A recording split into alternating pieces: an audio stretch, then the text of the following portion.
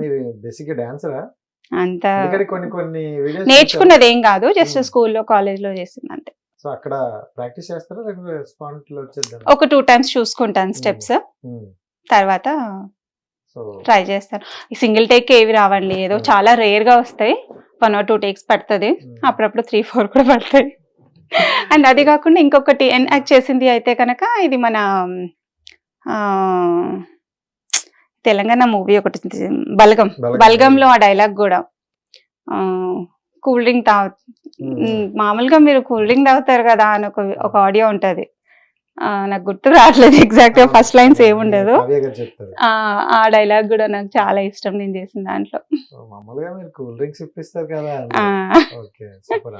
అప్పట్లో అది బాగా ట్రెండ్ అయింది. సో దెన్ ఆఫ్టర్ ఇప్పుడు రీల్స్ చేశారు, గత 4 months నుండి చూసుకుంటే మీ ఇన్స్టా బాగా బిల్ అవుతున్నట్టు అనిపిస్తుంది కదా? Actually last year first half of the year చాలా ఫాస్ట్ గా వెళ్ళిందండి. నేను స్టార్ట్ చేయడం మళ్ళీ రీస్టార్ట్ చేయడం అంటే బాబు పుట్టాడని కొంచెం గ్యాప్ తీసుకొని స్టాప్ కూడా చేసినాను కొన్ని రోజులు, మళ్ళీ ఫెబ్లో అట్లా స్టార్ట్ చేసినాను. మార్చ్ నుంచి అప్ అయింది, సడన్ గా చూసుకుంటే జూన్ కల్లా 100K హిట్ అయింది. నేనే సర్ప్రైజ్ అయ్యా, ఏంటిది నిజమేనా ఫేక్ అకౌంట్సా అని. బట్ మళ్ళీ అనిపించింది మేబీ రిపీటెడ్ గా రొటీన్ మిస్ అవ్వకుండా కంటెంట్ పెడుతూ ఉంటే మేబీ అప్ అయిందేమో అనుకున్నాను. సో కొన్ని వీడియోస్ వైరల్ అయిన తర్వాత కూడా కొంచెం మంచి ఫాలోవర్స్ వచ్చి అట్లా ఉంది.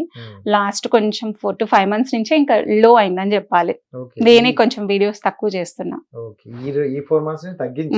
యాక్చువల్లీ నవంబర్ లో కొంచెం చిన్న నీ ఇంజురీ అయింది, సో తర్వాత కొంచెం రెస్ట్ అండ్ రీహాబ్ కి టైం పట్టింది, సో అట్లా కొంచెం గ్యాప్ వచ్చింది, మళ్ళీ స్టార్ట్ చేస్తా ఫుల్ ఫ్లెడ్జ్డ్.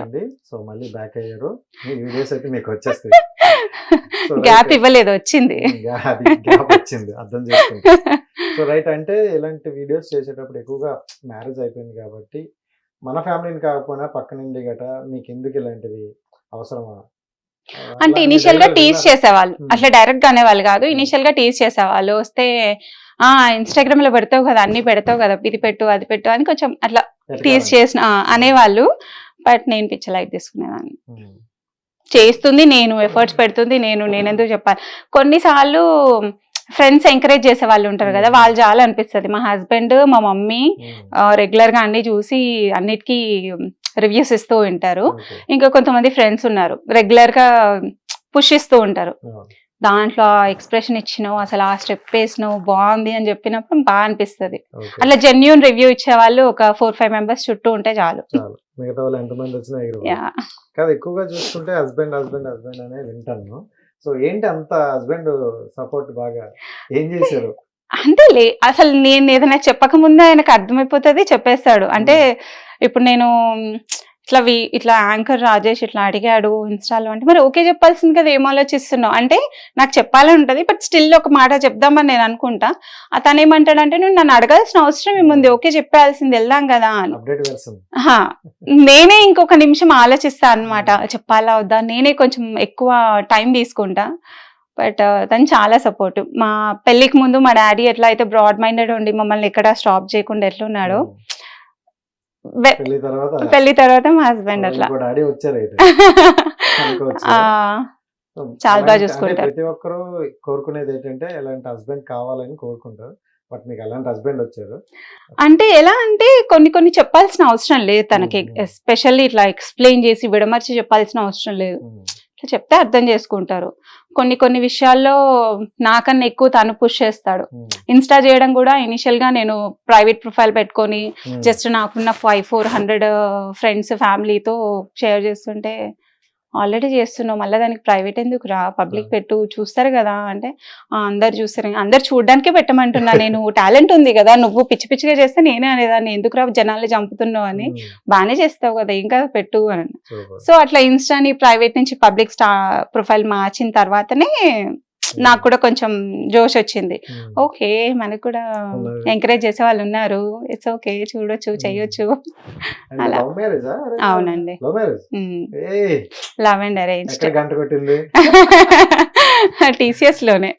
తన అంటే నా కొలీగ్ చరణ్ అని ఉండేవాడు, ఆయన శ్యామ్ కి ఫ్రెండ్ అన్నమాట, సేమ్ టీమ్ కాదు బట్ అట్లా ఫ్రెండ్. సో తను నాకు ఇంట్రొడ్యూస్ చేసిండు, మేము చాలా రోజులు చూసుకోకుండానే మెసేజ్ లో మాట్లాడుకున్నాము. ఒక రోజు వచ్చి చాలా తింగరగా, మేమున్న ప్లేస్ డెక్కన్ పార్క్ అన్నమాట. ఆ building name Deccan park TCS లో. ఆ బిల్డింగ్ కి వచ్చి వేర్ ఇస్ డెక్కన్ పార్క్ అని అడిగితే ఇంకా నాకు అర్థమైపోయింది, ఇంత థింగర్ గా నువ్వే అడుగుతావు, నువ్వు శ్యామే కదా అని ఇట్లా చూసినా అనమాట. నేనే అన్నాడు. సో అట్లా ఫ్రెండ్స్ గానే స్టార్ట్ అయింది. బట్ స్లోగా ఆ ట్రస్ట్ వచ్చేసి ఓకే మనం ఇంకో స్టెప్ ముందుకు వెళ్ళొచ్చు అట్లా పెళ్లి దాకా వచ్చింది. ఇప్పుడు ప్రపోజ్ చేసుకుందా? మ్యూచువల్ గా అయితే మేము ఎప్పుడు నోట్ తో చెప్పుకోలేదు, జస్ట్ అట్లా ఫీలింగ్స్ అనిపించేది. ఒక టైం తర్వాత పెళ్లి చేసుకుందామా అన్న టాపిక్ వచ్చినప్పుడు వీ కెన్ గో హెడ్ అన్నట్టు అనిపించింది. డేట్స్ కి వెళ్ళాము, లంచ్ కి వెళ్ళే వాళ్ళము, మూవీస్ కి వెళ్ళే వాళ్ళం, కానీ నోరు తెరిచి I love you so much, I love you two so much అని అట్లా స్పెషల్ గా అట్లాంటి ఫిల్మీ డైలాగ్స్ ఏమి లేవు. చాలా సింపుల్ క్యూట్ గా వెళ్ళింది. సో మ్యారేజ్ మరి పేరెంట్స్ కి చెప్పినప్పుడు ఒప్పుకున్నారా?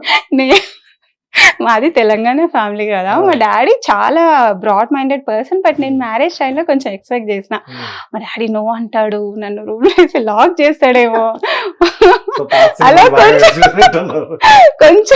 కొంచెం అక్కడైతే కొంచెం ఎక్స్పెక్ట్ చేసా. బట్ మా డాడీ చాలా సర్ప్రైజింగ్ గా, అసలు నేను ఒకసారి అబ్బాయితో మాట్లాడిన తర్వాత డిసైడ్ చేస్తా, ఫ్రెండ్ అని తెలుసు ముందు నుంచి, ఇంట్లో ఫ్రెండ్ అని తెలుసు, కానీ రిలేషన్షిప్ లో ఉన్నాము, మ్యారేజ్ ప్రపోజల్ వస్తుంది అతని నుంచి అనేది తెలియదు. సో కొంచెం టైం తీసుకున్నారు. ఒకసారి మాట్లాడారు తనతో, తను అప్పుడు యూరప్ లో ఉండే ఆన్ సైట్ లో. సో మాట్లాడిన తర్వాత ఫోన్ లో నాకు ఫోన్ లో మంచిగానే అనిపించింది బెటా, ఒకసారి డైరెక్ట్ గా వచ్చి మాట్లాడమను చూద్దాము అన్నారు. అప్పటికే హాఫ్ ఓకే మా డాడీ, అర్థమైపోయింది నాకు. సో ఇంకోసారి ఇండియాకి వచ్చినప్పుడు డాడీతో మాట్లాడితే హీ వాజ్ లైక్ ఇంప్రెస్డ్. ఏం లేదండి, మీరు ఒక 15 minutes మాట్లాడితే అదంతా మీరు కూడా అంటారు, నీకన్నా మీ హస్బెండ్ మంచోడు కదా అని. అందరి నుంచి వచ్చే రొటీన్ డైలాగ్ నాకు ఇది, శ్యామ్ ఎంత మంచోడు, ఎట్లా భరిస్తున్నా నిన్ను అంటారు. అంటే తను he is like very chilled person అన్నమాట. సెటైర్స్ మస్త్ చేస్తాడు, అంటే టైమింగ్ డైలాగ్స్ ఎక్కువ ఉంటాయి, నచ్చేస్తాడు అందరికి. సో ఎక్కడ మాట్లాడాలి అక్కడ ఆడతారు, ఎక్కడ అవసరం లేదు అక్కడ వదిలేస్తారు. సో ఆఫ్టర్ మ్యారేజ్ వెళ్ళిపోయారా డైరెక్ట్ గా? యూరోప్ లో ఒక 2 years ఉన్నాను. తర్వాత US లో ఆపర్చునిటీ వస్తే సరే అక్కడికి వెళ్దామని అక్కడికి వెళ్ళిపోయాను. ఇప్పుడు ఆల్మోస్ట్ 8 years అవుతుంది US లో. మొత్తం తిరిగేస్తారు అలా అలా. ఆస్ట్రేలియా ఒక్కటి మిస్ అయిందండి, ఆస్ట్రేలియా ఉన్న UAE మిస్ అయ్యాం, విజిటింగ్ కన్నా వెళ్ళాలి. సో అసలు ఏపీనా? వాళ్ళది ఇల్లందు, ఖమ్మం కొత్తగూడెం దగ్గర ఇల్లందు, సింగరేణి, తెలంగాణ.